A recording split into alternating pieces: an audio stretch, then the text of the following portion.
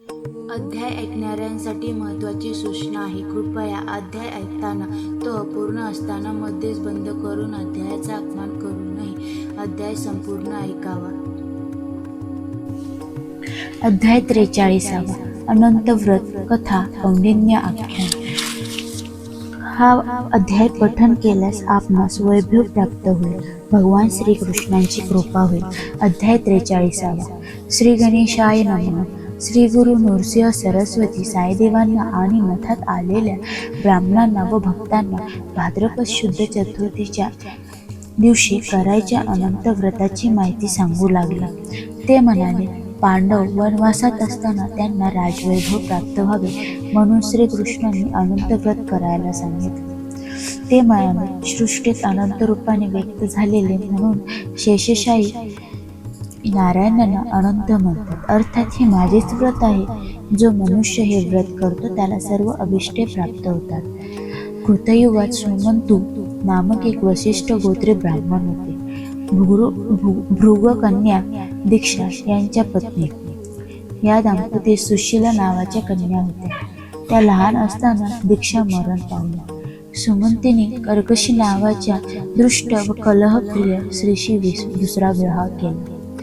त्या सुशीलांना खूप त्रास द्यायच्या, पतींचाही अपमान करायच्या. पुढे सुशीला उपवर झाल्या असता कौंडिन्य नावाचे एक तरुण ब्राह्मण सुमंतूच्या घरी आले. त्यांनी सुशीलांना मागणी घातली. सुमंतीने आपल्या कन्याचा त्यांच्याशी विवाह लावून दिला म्हणून जामांतांना 2 महिने आपल्या घरीच ठेवून घेतले. या अवधीत आपल्या पत्नींना त्यांच्या सावत्र आई किती त्रास देतात हे त्यांनी प्रत्यक्ष अनुभवले.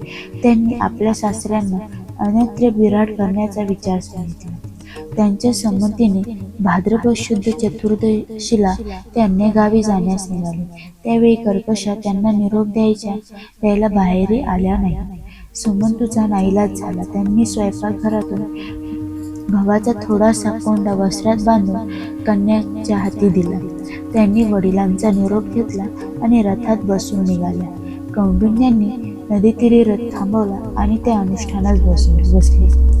ते लाल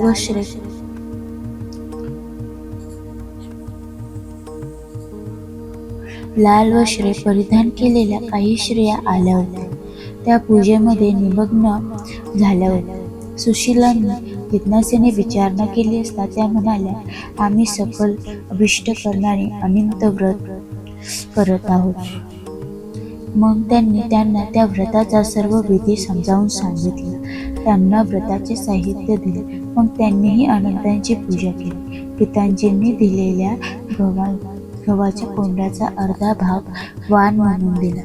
त्या स्त्रियांचा निरोप घेऊन त्या पतीपाशी आल्या. तोपर्यंत त्यांचे अनुष्ठान पूर्ण झाले होते. मार्गक्रमण करत ते दोघेही एका वैभवशाली नगरापाशी आले. तेथील लोकांनी कौंडिन्याचे स्वागत केले आणि ते तपोनिधी असून तुम्हीच या नगराचे अधिपती आहात असे म्हणून त्या दोघांना वाजत गाजत प्रसादात नेले. अशा प्रकारे अनंत व्रताच्या पुण्याईने त्यांचा भाग्योदय झाला. काही दिवसांनी कौंडिन्याने सुशीलांना विचारले, तुमच्या हातात हा लाल दोरा कसला? तेव्हा त्यांनी सर्व गोष्टी सांगितल्या. म्हणाले, अनंत व्रत केल्यामुळेच आपल्याला राजलक्ष्मी प्राप्त झाली आहे. ते ऐकून त्यांना राग आला. ते म्हणाले, कोण अनंत, कसला दोरा? हा सर्व माझे तपश्चर्येचा पुण्य लाभ आहे. मग त्यांनी त्यांच्या हातातील दोरा तोडला आणि आगीत फिरकावला. सुशीलांनी धावत जाऊन तो दोरा काढला आणि दुधात भिजवला. या प्रमादामुळे भगवान अनंत संतापले. त्यांची अवकृपा होताच कौंडिन्याच्या नगरावर शत्रूंनी आक्रमण केले. तेथील सर्व संपत्ती लुटली. ते प्राणघात करतील या भीतीने ते पत्नीसह अरण्यात पळून गेले. त्यांना पश्चाताप वाटत होता. अनंता, मला क्षमा करा असा आक्रोश करत ते मार्गक्रमण करू लागले. मार्गामध्ये त्यांना फळांनी भरलेला आम्रवृक्ष दिसला. तिथे पक्षी फिरकत नव्हते. पुढे सवस्त धेनूही दिसली. तिला चारा खाता येत नव्हता. मग दयनीय अवस्थेतील एक बैल दिसली. आणखी पुढे पाण्याने भरलेली एकमेकात मिसळलेली 2 रम्य सरोवरे दिसली. पण हंसादी एकही पक्षी तिथे फिरकत नव्हता. पुढे एक गदर्भ हत्ती दिसला.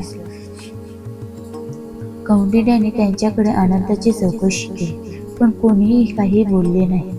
त्यावेळी कौंडिन्य आपल्या भेटीसाठी तळमळत आहे हे पाहून भगवान अनंत रुद्र ब्राह्मणांच्या रूपाने त्यांच्यापाशी गेले आणि तुम्हाला अनंताचे दर्शन घडवतो असे सांगून त्यांना त्यांच्याच नगरात परत आले.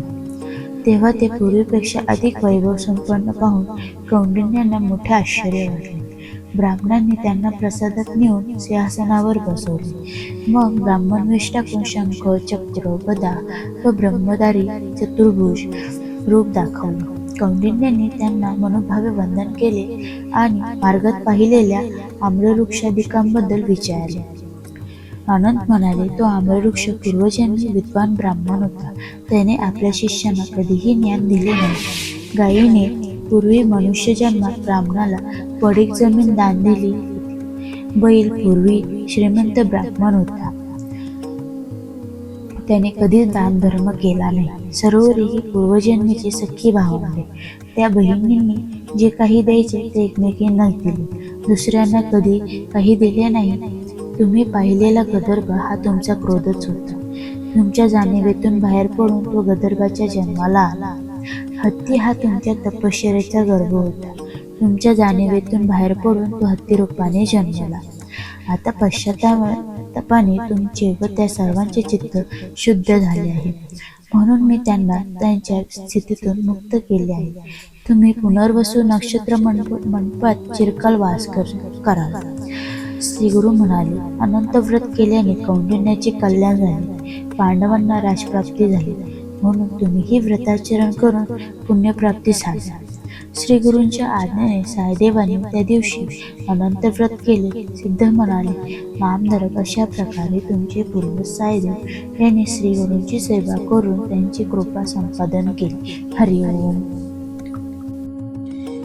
याप्रमाणे अध्याय पूर्ण झाला.